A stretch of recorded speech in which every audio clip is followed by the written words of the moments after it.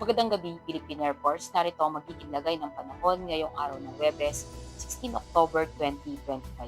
Sa kasalukuyan, ang binabantayan po nating low pressure ay pumasok na po ng Philippine Area of Responsibility kaninang alas 12 ng tanghali. At kaninang alas 3 ng hapon, ito ay huling namataan sa layong 1,060 km east of southeastern Luzon. At ang nasabi pong low pressure po ay mataas na po ang tsansa na maging ganap na isang bagyo sa loob ng 24 oras at kumikilos po ito pa-westward at northeasterly wind flow naman po ang nakakaapekto dito sa may extreme northern Luzon.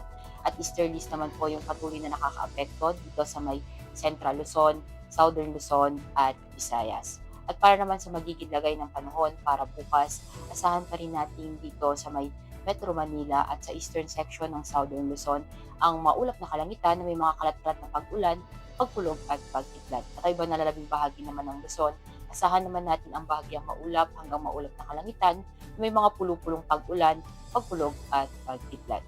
At sa Visayas naman, particular na dito sa may Iloilo, sa may Mactan at Tacloban, asahan din natin ang maulap na kalangitan, may mga kalat-kalat na pag-ulan, pagkulog at pag-idlad. At ay ibang nalalabing bahagi naman ng Visayas, kayo na rin sa Mindanao, asahan naman natin ang bahagyang maulap hanggang maulap na kalangitan na may mga pulupulong pag-ulan, pagkulog at pag-idlad. At para naman sa magiging lagay ng panahon sa mga susunod na araw, dito sa Metro Manila, asahan natin sa Sabado at Linggo ang maulap na kalangitan na may mga kalat-kalat na pag-ulan, pagkulog at pag-idlad. At pagsapit ng Lunes, asahan natin ang bahagyang maulap hanggang maulap na kalangitan na may mga pulupulong pag-ulan, pagkulog at pag-idlad. Gaya na rin dito sa may Cavite at sa Lipa. Sa Angeles, asahan natin sa Sabado ang bahagyang maulap hanggang maulap na kalangitan, may mga pulupulong pag-ulan, pagkulog at pag-idlad. At pagsapit ng Linggo at Lunes, asahan natin ang maulap na kalangitan, may mga kalat-kalat na pag-ulan, pagkulog at pag-idlad. At sa Puerto Princesa naman, asahan natin sa Sabado hanggang Lunes ang bahagyang maulap hanggang maulap na kalangitan, may mga pulupulong pag-ulan, pagkulog at pag-idlad. Gayon na rin dito sa may Kalayaan Island, sa Lapu-Lapu, sa Davao at Zamboanga. Ang araw ay lulubog ng 17:35 at sisikat bukas ng 05:48.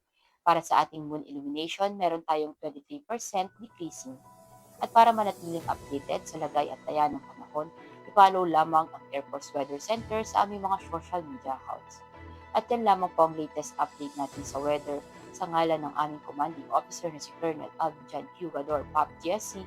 Ako si Sergeant Ashley F. Limakulangan, Philippine Air Force, weather forecaster ng Air Force Weather Center. Muli, magandang gabi, Philippine Air Force.